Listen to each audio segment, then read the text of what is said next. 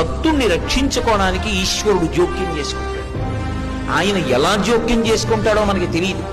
ఒక్కొక్కసారి బహుముందుగానే జోక్యం చేసేసుకుంటాడు. వచ్చేది తెలుస్తుంది కాబట్టి అడ్డుకట్ట వేసి నించుంటాడు. మనకి తెలియవు ఆయన యొక్క కృత్యములు.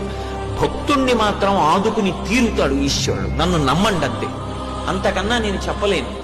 ఒక సమస్యని ఇచ్చే ముందు మనం సమస్య వచ్చాక ఆలోచిస్తాం.